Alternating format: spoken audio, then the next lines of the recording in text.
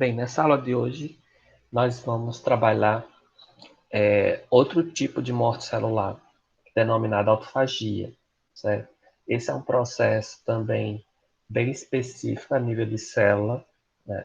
É um processo arquitetado, também organizado, com características também próprias desse processo. Então, são características que vai fazer com que esse processo se diferencie do processo de piroptose, necroptose, necrose e também apoptose. Então, é um processo diferente, né?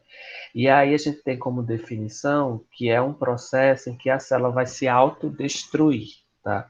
Esse processo de autodestruição, ele tem uma característica particular, que é acontecer a partir da liberação das enzimas que estão presentes dentro dos lisossomos. Então, como a gente sabe, os lisossomos são riquíssimos em enzimas e essas enzimas têm um papel de digerir as substâncias intracelulares. Assim. Na verdade, o lisossomo ele tem uma característica de atuar no processo de digestão intracelular, né, rotineiramente, de forma normal.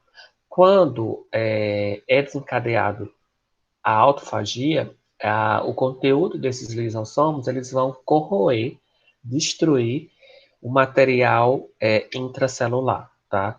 Esse material intracelular, eu me refiro às organelas, tá?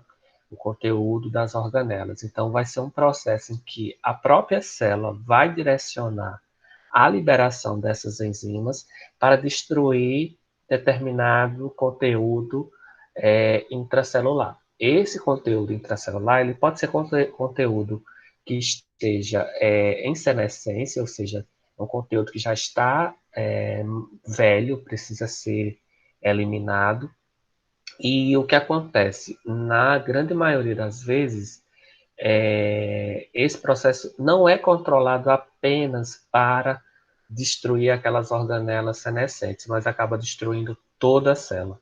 É como se a célula tivesse uma programação para se auto-corroer, né, a partir da liberação dessas enzimas. Vários fatores podem provocar autofagia. Um dos dois mais recorrentes, assim, é a falta de nutrientes, né, e, interessantemente, a gente tem o exercício físico, a atividade física também, agindo na autofagia. Interessante isso. Mas não é que o exercício, a prática de atividade física seja algo ruim nesse aspecto, não.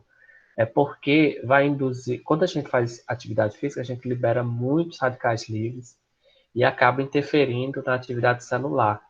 Né? E esses radicais livres acabam também fazendo com que as organelas fiquem prejudicadas. E aí, essas células que já estão, tipo, com algum fator errado, digamos assim, no seu funcionamento, na sua funcionabilidade, ela é destruída pelo processo de autofagia. Então, o exercício físico é uma prática que dá um estopim para haver a autofagia, mas numa forma benéfica, né? Eliminando aquelas células que não têm uma função adequada, ou pelo excesso de radicais livres dentro daquela célula, né? E aí uma maquinaria também de correção, né? Agora temos o lado ruim também. Alguns tipos de câncer são provocados por autofagia. E aí a gente vai ver que a autofagia ela tanto vai favorecer o controle do câncer, como também ela é um estopim para o câncer. Então, ela tanto pode provocar como ela evita. Isso vai depender de como acontece, tá? Que eu vou discutir um pouquinho mais na frente sobre esse processo, favorecendo e controlando o câncer. Nós temos três tipos de autofagia. A autofagia, que ela é, de certa forma, normal, digamos assim, controlada, né? É aquela que é mediada por chaperonas. Lembrando o papel das chaperonas. Chaperonas estão envolvidas na correção da conformação proteica, né? E aí a gente vai ter o seguinte, que quando acontece alguma alteração a nível, né, de proteínas, essas proteínas aí elas vão fazer com que haja um carreamento, uma translocação da membrana lisossomal mediado por chaperonas. Então, são as próprias chaperonas que vão ativar a liberação desses lisossomos, romper a membrana dos lisossomos. Esse processo de autofagia pode ser consequência, né, do acúmulo de proteínas mal dobradas. Né? A gente sabe quando acontece acúmulo de proteínas mal dobradas, a célula vai produzir maior quantidade de chaperonas. Então, essas próprias chaperonas, em excesso, elas podem mediar a autofagia, né? Por um processo aí de recrutamento, de destruição dos lisossomos pelo excesso de chaperonas presente no meio intracelular, tá? O outro processo é quando a gente analisa a autofagia numa escala mais simples, né? A autofagia mediada por chaperonas, ela é mais corriqueira, digamos assim. Aliás, desculpem, ela é mais pontual. A microautofagia é um tipo de autofagia em que vai acontecer uma uma pequena parte da célula vai se invaginar e vai fazer com que haja funcionamento com o lisossomo, acontecendo o processo de microautofagia. Micro, né, esse prefixo significa pequena. Então, é a pequena dimensão da célula que vai iniciar esse processo de autofagia, diferentemente do que é mais corriqueiro, que é a macroautofagia, que vai acontecer o seguinte, vão ser grandes proporções, grandes porções desse material intracelular, né, sendo conectado com esses vacúolos. Esses vacúolos nada mais é do que a fusão de parte do conteúdo intracelular, parte dessa estrutura citoplasmática com o lisossomos. Então, essa fusão vai formar o que a gente chama de vacúolo autofágico ou autofagossomo, tá? E aí é o início do processo da autofagia. Então, esses três tipos de autofagia, eles são divididos com base no que gera. Por exemplo, o primeiro a gente está vendo que é desencadeado por chaperonas, é algo bem molecular, né? No segundo tipo, a gente está vendo que é parte da membrana, parte do conteúdo citoplasmático, em escala menor. E na macroautofagia, é uma escala bem maior, onde a gente vai ter uma característica marcante desse processo, que é a formação desse vacúolo autofágico, que geralmente na microautofagia não tem essa formação, ou essa formação é uma escala muito pequena. Na macroautofagia é algo mais amplo, mais complexo. Então a gente vai diferenciar, vai dar mais ênfase nesses dois últimos processos, a micro e a macroautofagia. Quais as etapas? Né? A gente tem, com base principalmente na macroautofagia, a gente divide em algumas etapas de mecanismo da autofagia. Tá? Primeiro vai ser a formação do fagóforo. Tá? Esse fagóforo nada mais é do que uma modificação estrutural na cadeia de organelas que vão liberar aí conteúdo citoplasmático para formar uma espécie de bolsa, de membrana, tá? Aí a gente chama de fagóforo, vai ficar melhor nas imagens de compreender. Na verdade, quem vai produzir esse fagóforo é o retículo endoplasmático. Então, vai ter uma ativação lá no retículo endoplasmático que vai liberar uma quantidade de vesículas, né? Essas vesículas são ricas, tem a mesma característica da membrana plasmática, e aí essas membranas, elas vão formar um processo de núcleo, que a gente chama de nucleação. O fagóforo é a emissão dessas membranas, dessas vesículas, que vão começar a envolver as organelas que precisam ser destruídas, e a nucleação é quando acontece a formação de um núcleo em que essas organelas vão estar centradas. Vai ficar mais fácil na imagem. Depois da nucleação, o que é a nucleação? É onde essas organelas estão, no centro, tá? Elas vão ficar no centro. Vai ter um alongamento dessa vesícula e depois vai ter a maturação do fagóforo, desculpa, do autofagossomo, tá? Fusionando-se aí com as enzimas contidas no lisossomos e começando a ver o processo de degradação desse conteúdo. São 3 etapas, na verdade são 4, né? A gente pode dizer formação do fagóforo e formação e nucleação, depois alongamento e depois maturação. Olha, mais fácil por esse esquema, compreender, tá? A gente tem um processo inicial. Esse processo inicial que tá aí embaixo, né? Nada mais é que a formação do fagóforo, tá? Para ver a formação desse fagóforo, que nada mais é do que uma membrana para envolver essas organelas que precisam ser eliminadas. Vejam só, gente, que interessante. Isso aí está acontecendo dentro da célula, tá? Não é a célula que está sofrendo dobramento, não. Isso está acontecendo dentro da célula. Então, imagine que essas organelas citoplasmáticas aí iniciais, elas estão velhas. Elas estão com problemas na sua funcionalidade. Elas precisam ser eliminadas. E percebam que logo ao redor delas está havendo um empacotamento, né? Membranas, assim. Essas membranas, elas formam um retículo. Então, a partir do retículo, começa a haver a eliminação de mais vesículas, formando essa bolsa maior. Então, a gente está vendo que para haver essa formação do fagóforo, precisa haver um complexo de iniciação, que nada mais é que um conjunto de proteínas, da mesma forma que o complexo de nucleação. Complexo de iniciação é para ver a formação do fagóforo, que é essa bolsa aí que vai envolver, parece tá na verdade uma dobradura, né? Então, essa bolsa é o fagóforo. E depois esse fagóforo precisa centralizar essas organelas, da mesma forma que se alongar. Então, ele precisa englobar essas organelas e se alongar e puxar ela para o centro. Esse processo a gente chama de, para haver esse processo, que é um processo chamado nucleação, precisa haver um complexo proteico para desencadear esse evento. Então, a gente tem no processo de iniciação, né, a presença de um complexo de iniciação e um complexo de nucleação. Com esses dois complexos, se inicia a etapa de alongamento. A etapa de alongamento ela é desencadeada por proteínas presentes nos microtúbulos. Relembrando, os microtúbulos são estruturas que estão sustentando a membrana plasmática, né?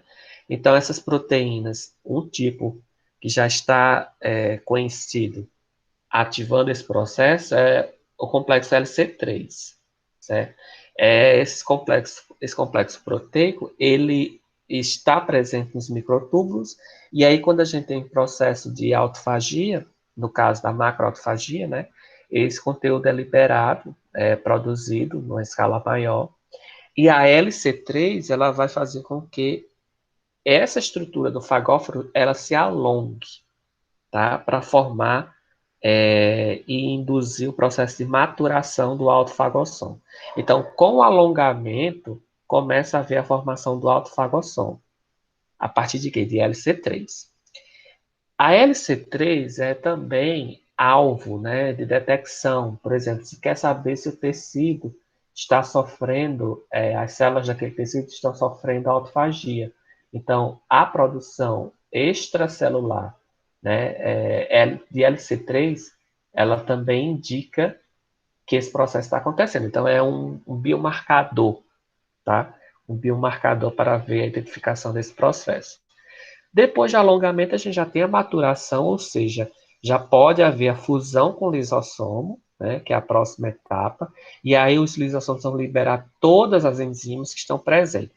Existem várias enzimas, mas a classe mais significativa presente são as hidrolases, que essas hidrolases são enzimas que vão corroer, né, destruir todas essas organelas e todo o conteúdo intracelular dessa região. E aí, no final, a gente tem a degradação e esses restos, né, que a gente chama de metabólitos das organelas, como eu falei, tudo na célula é reciclado. E aí vai haver um processo de reciclagem. E aí vocês poderiam perguntar como é que acontece a morte celular se está havendo apenas a formação autofagossoma numa região específica da célula. Na verdade, acontece essa formação de vários autofagossomos ao mesmo tempo. Então, por isso que acaba destruindo toda a célula, porque não é só não é só numa região, né? Então, são vários sendo formados para haver a destruição da célula de forma rápida também, tá? Alguma dúvida, gente, sobre esse mecanismo?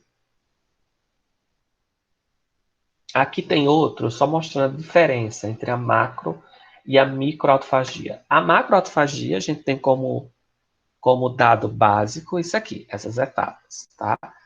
Aí a gente está vendo que a diferença entre a macro e a micro é em proporções. A macro a gente está vendo que é a formação do quê?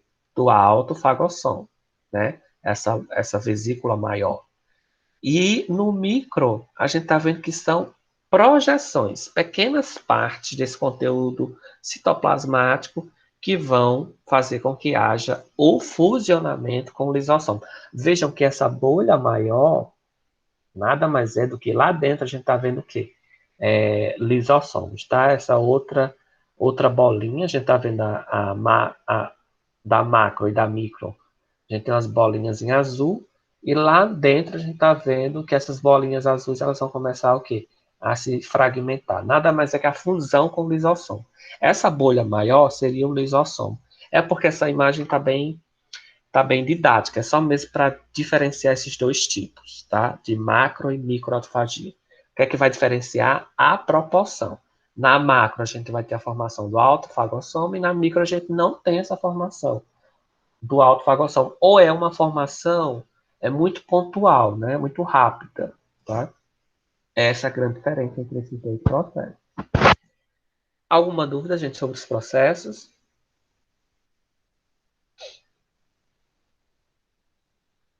E aí eu falei para vocês que a gente tem a relação, o lado bom, né? Que eu falei sobre a questão do exercício físico, e o lado ruim. Só lembrando, na questão do exercício físico, da prática de atividade física, o sedentarismo também é um estopim para a autofagia. Tá? E aí a gente tem um lado ruim, é que vão ser células que elas deveriam estar no processo ativo de funcionamento, elas vão ser eliminadas, que é o lado ruim. Outro ponto ruim é a geração de câncer, né? Como está bem escrito aí, pode induzir a autofagia por algum mecanismo de descontrole, porque ela vai destruindo as células, né? Então, quando esse processo é descontrolado, vai induzir o câncer. Ou por a falta desse mecanismo. Então, vamos analisar. Então, o excesso pode induzir câncer, mas também é mais comum pela falta da autofagia. Por exemplo, está havendo um acúmulo de organelas com defeito, por exemplo, produzindo muita proteína, com malformação, ou havendo uma redução na quantidade de ATP. Essas células deveriam ser eliminadas. Se não tem a autofagia como um processo de eliminação, né, de morte celular, pode haver o crescimento exagerado dessas células e, consequentemente, a aglomeração dessas células formando os nódulos, né? E aí é um estopim para o câncer, tá? Então, a falta ou o excesso da autofagia podem provocar câncer. E evitar é quando a autofagia está ativa. Então, se ela está destruindo células que estão com defeito, então ela está evitando o câncer, né? Então, esses dois pontos podem ser elencados. A Alzheimer e a doença de Hinton são duas doenças neurodegenerativas que são provocadas aí com mecanismo desregulado da autofagia, né? E especificamente sobre as células neurais, né? E aí começa a ver o que? A degradação. Então, por um processo de autofagia, de autodestruição. No Alzheimer, esse processo é bem frequente. Na doença de Hilton, é por haver um acúmulo de proteína chamada Hilton, né? E essa proteína faz com que aconteça a parada da autofagia. E aí começa a haver acúmulo dessa proteína, e aí a proteína consegue fazer com que haja uma desregulação nesse mecanismo de reciclagem e acaba havendo uma doença com base na interferência do processo de transmissão do impulso nervoso. Tá? São essas duas doenças que são comuns, estando associadas à desregulação da autofagia. Nas doenças infecciosas também acontece aí, na verdade, um mecanismo de controle. Né? A gente tem uma bactéria, a Shigella, que ela infecta a célula, ela tem uma característica parecida com o vírus, e aí uma estratégia de defesa é ativar a autofagia, porque essa bactéria ela gosta muito de formar vacúolos, né? E aí a autofagia, por ter uma parte de fusionamento com os lisossomos, acaba destruindo essas bactérias onde elas estão alojadas. Na verdade, são em vesículas, né? Em vacúolos, na verdade. Vacúolos, desculpa. Vesículas não, em vacúolos, tá?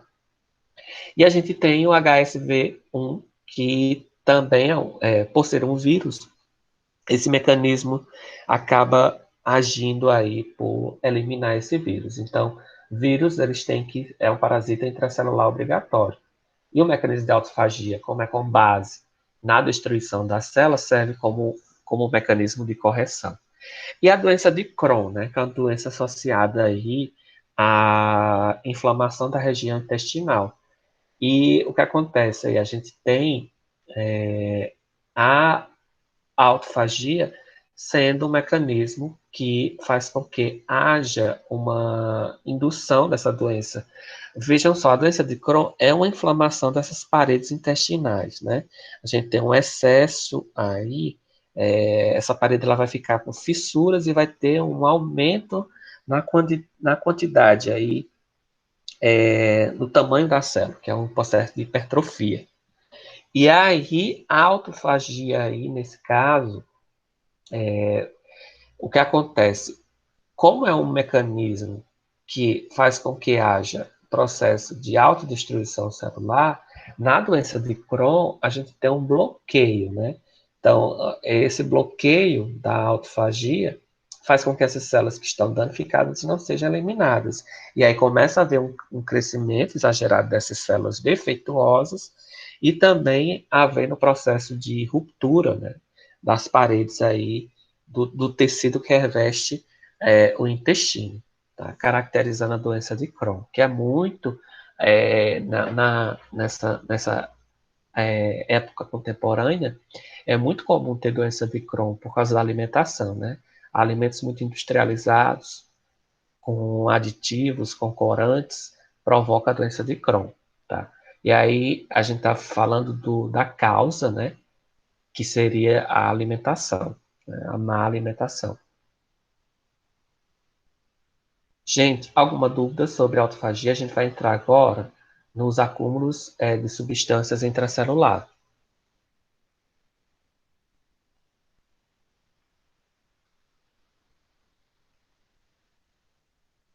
Ó, nessa parte de acúmulo intracelular, eu frisei apenas um tipo de substância que vai ser armazenada de forma anormal. Quando eu falo acúmulos intracelulares, são substâncias que rotineiramente elas podem ser armazenadas numa quantidade simples, digamos assim.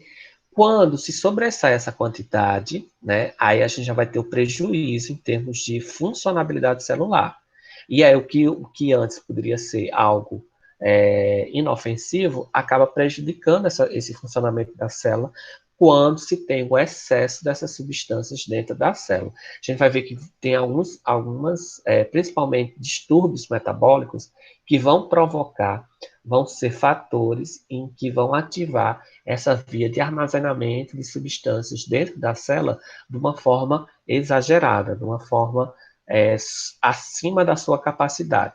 E aí a gente tem vários, na verdade a gente vai ter 4 tipos de mecanismos, né, para haver o acúmulo dessas substâncias e quando esses mecanismos eles acontecem ou a falha nesses mecanismos, a gente vai ver que o resultado é acúmulo de substâncias que prejudica diretamente a funcionalidade. E aí quando prejudica a funcionalidade, Aí pode levar a um grau de lesão que pode ser reversível até certo ponto e pode entrar na via de lesão irreversível, né? E aí gerando morte celular, tá? Então, esses acúmulos de substâncias são normais, digamos assim, acontece de forma normal. Agora, quando se excede, aí pode ser o estopim para os tipos de lesão, tá?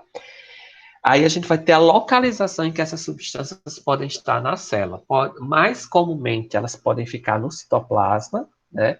Podem ficar dentro de organelas, como os lisossomos. E é engraçado que os lisossomos têm enzimas que deveriam atuar destruindo essas substâncias, mas é tão excessiva a quantidade de substâncias que acaba interferindo na própria ação dos lisossomos, tá? E no núcleo também pode haver acúmulo dessas substâncias. E aí a gente está vendo que no núcleo tem uma observação aí dizendo que, em específico, né, podem ser sintetizados pela própria célula, né, ou podem ser produzidos em outros locais. Ou seja, a célula ela pode produzir naquele local em que vai ser armazenado, ou pode haver um processo de migração para essas áreas, tá? Eu estou falando no núcleo, né, mas pode acontecer também no citoplasma ou também em outras organelas como um todo. Tá?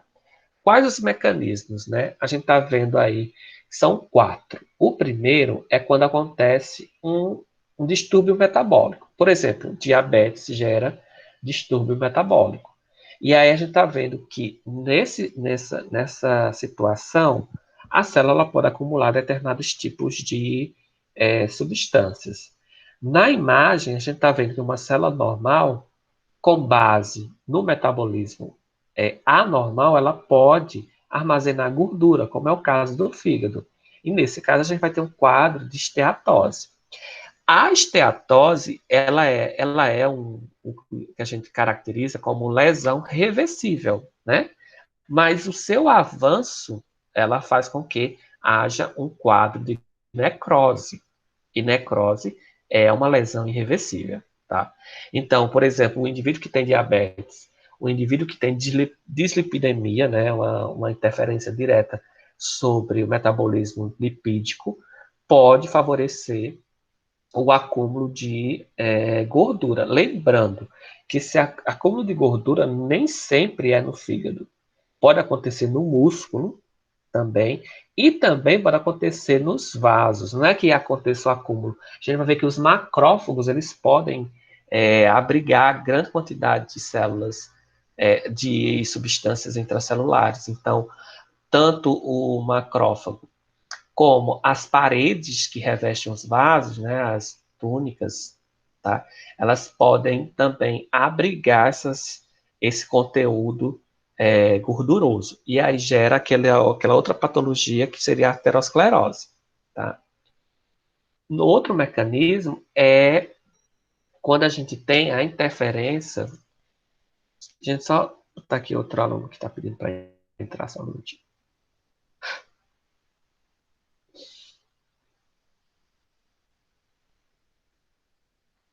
Quando a gente tem uma substância que faz parte aí do próprio metabolismo celular, da própria maquinaria celular, e tem uma configuração errada. Por exemplo, a gente está vendo aí que defeitos no dobramento de proteínas ou no seu transporte de um local para outro pode fazer com que haja acúmulo de proteínas anormais. E aí a gente entra naquele outro mecanismo que proteínas anormais acumuladas geram estresse no retículo, né? E aí a gente vai ter aquele estresse característico do retículo endoplasmático. E aí a gente está vendo que esses defeitos de acúmulos de proteína, né, mal dobradas ou com mal configuração, ela pode ser algo genético. Então, o próprio indivíduo está sofrendo uma mutação lá em determinado gene, e esse gene está induzindo um acúmulo de proteínas, sendo acumulada no espaço intracelular praticamente como um todo, né? Então, pode haver acúmulo nas organelas como um todo, né, no próprio citoplasma também, é importante dizer, como também nos lisossomos, até mesmo no núcleo. Então, tudo isso vai gerar aquele estresse no retículo endoplasmático. Outro mecanismo é quando há uma falha, né, em degradar uma substância que está sendo produzida normalmente. Por exemplo, você tem um substrato, né, que precisa ter uma atividade enzimática e não existe essa enzima, vai haver um acúmulo dessa substância, desse metabólito, né, dentro da célula, e aí a gente chama de acúmulo de materiais de natureza endógena, ou seja, da própria natureza da célula, né, do próprio metabolismo da célula. A gente tem as doenças de depósito como exemplo aí. Então, por falhas, por ausência na maquinaria enzimática, acaba havendo a formação e a deposição dessas substâncias na própria célula. E, por fim, a gente tem aquelas substâncias que são captadas externamente e são armazenadas dentro da célula, tá? Geralmente, isso aí acontece por dois pontos. Falha no processo de transporte, que seria de fagocitose. Acontece a fagocitose em excesso, e essas substâncias estão entrando, e também pode haver por falhas no mecanismo de transporte, e acaba se acumulando, né, dentro da célula esses materiais que têm a natureza exógena. Isso é muito comum na questão do acúmulo de sílica e de carbono, tá? Partículas de carbono ou sílica. A gente tem até algumas doenças genéticas que favorecem esse processo de acúmulo de substâncias exógenas. Eu vou focar no processo de acúmulo de lipídios, né? A gente está falando sobre esteatose, que é quando acontece esse armazenamento de gordura, especificamente de triglicerídeos, né, dentro dos parênquimas, das células parenquimatosas, tá? No caso do fígado, a gente está vendo que até certo ponto pode ser um processo de lesão reversível e depois culmina no processo de lesão irreversível do tipo necrose. Então, aqui a gente está vendo que o processo de esteatose não acontece apenas no fígado. Pode acontecer, por exemplo, aí nas paredes que revestem os vasos, nas túnicas, né? Lembram que as artérias têm aquela túnica, que é aquele tecido que reveste a parede interna, né? Então, pode haver acúmulo de lipídio dentro das túnicas, e quando há o rompimento, né, esse conteúdo é extravasado, né, e fazendo com que haja a formação daquelas paredes de gordura, tá? Além disso, o excesso os macrófagos também podem armazenar lipídios, e aí, como forma de combater esse extravasamento, induz o recrutamento de macrófagos, e aí gera uma bola de neve, que faz com que haja acúmulo de macrófagos, juntamente com esse bolo de gordura que foi extravasado das paredes das artérias, provocando entupimento. Aí a gente tem um quadro de aterosclerose, tá? Isso aí, quais os fatores para isso, né? Uma má alimentação, fatores genéticos, né? Que podem provocar uma variação metabólica, né? E especificamente o metabolismo do lipídio, a gente chama isso de dislipidemia, né? Ou algumas doenças adquiridas, né? Então, por exemplo, o uso de medicação crônica, ela pode também ser um indutor, pode interferir no metabolismo do lipídio. Então, a gente tem como exemplo, por exemplo, os pacientes hipertensos e também pacientes HIV positivo, né? Então, pode haver esse processo, pelo uso da medicação corriqueira, pode haver interferência no metabolismo lipídico, tá? Além do metabolismo lipídico, pode haver interferência no metabolismo de carboidratos, que também gera, em consequência desse distúrbio no metabolismo de carboidrato, o excesso também de lipídios, tá? Como um todo. Também como um processo de armazenamento de lipídio, né, de esteróis e de colesterol, a gente tem as famosas xantomas. Essas xantomas são material, tecido, né, especificamente tecido conjuntivo subepitelial, né, que está mais presente nessa região dos olhos e também na região dos tendões, onde essas regiões vão acumular uma massa. Essa massa, que a gente chama massa tumoral, nada mais é do que com células com grande quantidade de colesterol e ésteres de colesterol sendo abrigados nessa região. Aí forma o que a gente está vendo aí na imagem, que seriam os xantomas, né? Que são esses grânulos nessa região, certo? Pode também haver nos tendões.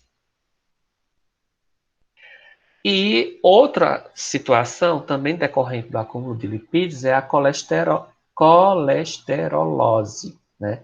Esse sufixo lose significa aumento, né? A gente tem aí, como eu falei, quando os macrófagos eles ficam cheios, né, de colesterol e eles estão se localizando, se depositando na região da vesícula biliar.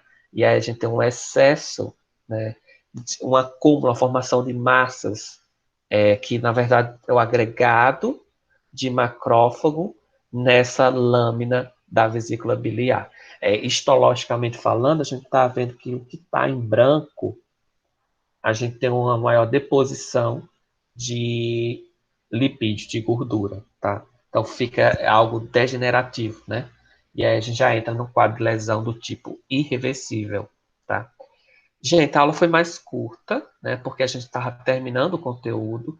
E aí tem uma atividade que eu vou deixar para vocês. Essa atividade, lembrando, ela vai também contabilizar na, na nota. Eu falei que não ia passar mais atividade, mas eu prometo que essa é a última. Porque eu acho que é interessante vocês terem, até mesmo como conhecimento.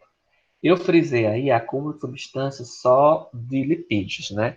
Eu queria que vocês dessem uma olhada também quais os efeitos patológicos do acúmulo intracelular de proteínas. Por que eu botei proteínas? Porque a gente já debateu muito quais os efeitos que podem acontecer, os efeitos moleculares, tá? Do acúmulo de proteínas. Eu queria saber os efeitos patológicos do acúmulo de proteínas e do acúmulo de glicogênio. A gente tem um órgão que faz isso, que é o fígado, mas a gente sabe que o excesso de glicogênio também pode ter efeitos patológicos. Eu queria que vocês discutissem esses dois de forma bem breve, tá? De proteínas e de glicogênio. Só mostrar quais os efeitos patológicos. Então, acúmulo de proteínas gera isso, isso, isso e isso. Acúmulo de glicogênio gera isso, isso e isso, tá? A nível de sistema, ok? Alguma dúvida? O prazo para entrega, Marcelino? Próxima semana, tá bom? Na sexta-feira, na semana que vem, Tá bom, tá bom. tá certo? É Aí bem é pra simplesinho. ser, Oi. pra discutir sobre isso na aula, é? Então, é quando for na sexta-feira, na quinta-feira que vem, na sexta-feira que vem, perdão, a gente faz a discussão. Por exemplo, proteínas, acúmulo de proteínas gera essas patologias, tá? Se vocês quiserem também descrever as patologias, tudo bem. Mas eu queria mais que vocês só citassem quais são as patologias, tá? Só se, por exemplo, tiver uma muito estranha, sei lá, geralmente com um termo muito estranho, só para descrever, para a gente ficar mais claro quais os efeitos dessa patologia no corpo. Não precisa descrever mecanismo, não. É só a patologia e, se quiser, as características clínicas dessa patologia. Marcelino, Oi. então não é necessário degeneração hialina, nem pigmentos, nem sobre o conteúdo de Não, não, calcificação? não, não. Eu estou colocando só as mais importantes, tá? Fazendo uma delimitação desse tema aí. Então, eu peguei a parte que é mais significativa, que é a parte de lipídios. Aí eu queria que vocês trabalhassem um pouquinho proteínas e carboidratos, tá? Calcificação, não, tá? Marcelino, vai ser discutido na sexta-feira, Na próxima, sexta. mas é o Então, vocês têm... seminário, né? A gente faz essa no finalzinho do seminário, a gente faz uma discussão. desses pontos de forma bem breve, tá certo? Tá bom. Tá. Gente, então, até amanhã. Amanhã a gente começa outro conteúdo, um conteúdo novo, né? Que é a parte de reparo, né? Cicatrização tecidual, ok? Então, até amanhã. Bom dia para vocês.